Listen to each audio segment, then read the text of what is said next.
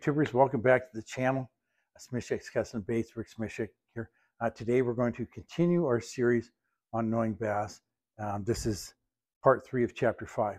Okay, a little bit from last week about bass's eyes aren't specialized for daytime or nighttime, but instead they work best during those low light conditions.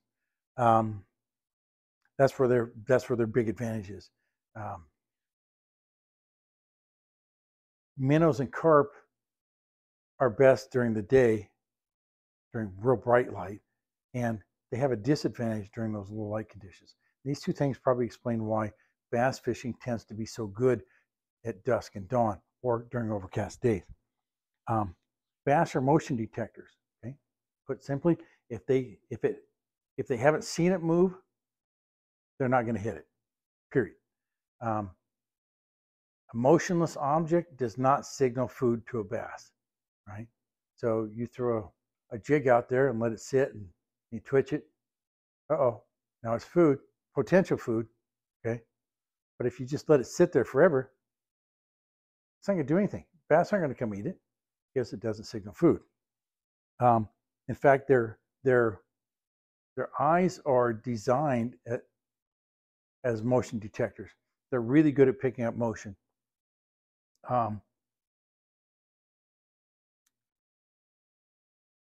Even the slightest movements of their prey, they can pick up quite easily. And motion detection might be their single biggest asset when it comes to helping them find food. Here's some gee whiz information. We've talked about gee whiz information before. Perch.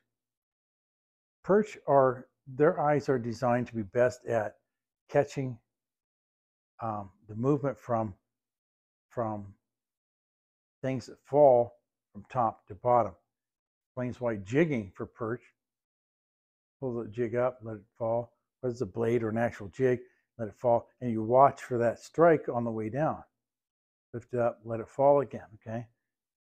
Something to remember when you're fishing for perch. That's probably the single best way to catch perch is by jigging.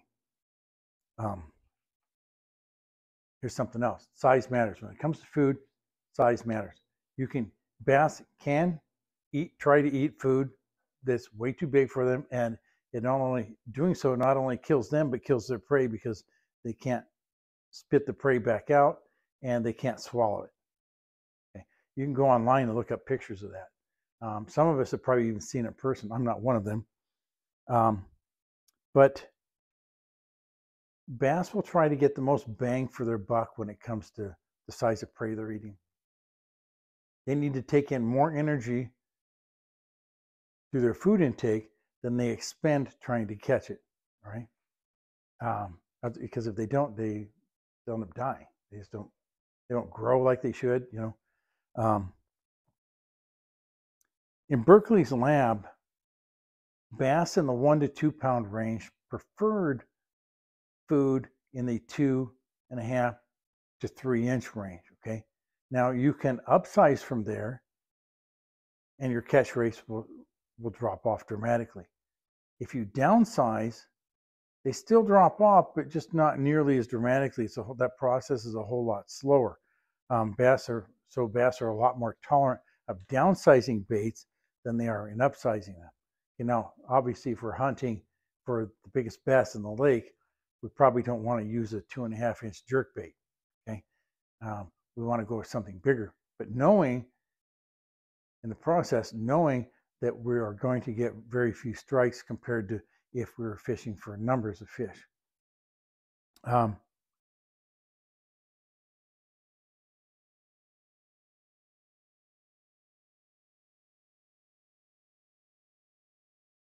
With this information, I had to catch up with myself on my notes. With this information, we can use trial and error to find the correct size of baits to use in any given body of water, and it'll be based on our catch rates, on what size lure we're using. If we started with a 2.5 inch jerk bait and we gradually work our way up to a 5 inch, maybe the bass in this particular lake, maybe there's a lot of 3 to 4 pound fish, and they want that bigger bait. Which that'd be great, wouldn't it? Catching a bunch of 3 or 4 pounders all day long. 2 thumbs up on that one. But that way we can determine our optimum size lure.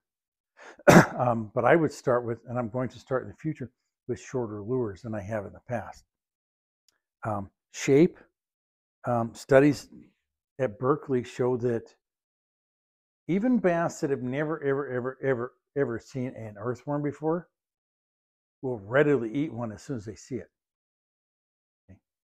That told the researchers that bass are programmed, they're hardwired to eat, pardon me, to eat foods that are longer than they are wide. One second.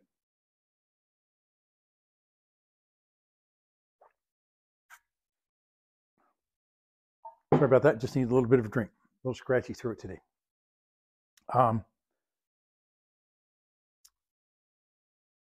The shape of sunfish like bluegill, green sunfish, shell crackers, et cetera, is probably also hardwired to the bass. But it's probably not quite as attractive to the bass as the shape of a minnow is, that long, narrow body. We know that bass are probably hardwired for the bluegill also because they readily eat them anytime.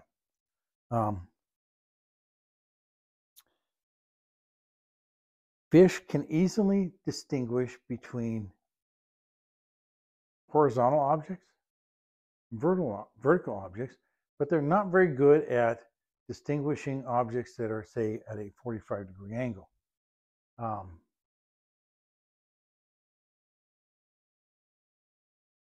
I haven't really given this part here a lot of thought. How is that going to help me become a better bass fisherman? But it's something that I'm going to consider in the future. Pardon me again. And it's something else that you guys can, maybe you guys have ideas. Go ahead, throw them in the comments section. Let us all know what you think. Some of you are probably going to be closer than others, but throw it out there anyway. We'll all learn from it. So with that said, if you liked what you saw today, hit the like button. If you haven't subscribed already, please do. And share. Sharing the videos is another way to help the channel.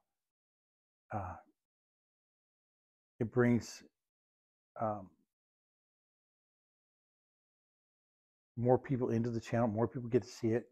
We'll see more subscribers, more time watched, etc. And appreciate everything you guys do. All the time you watch, every share, every subscription. So until next time, folks, tight lines, calm waters, and God bless.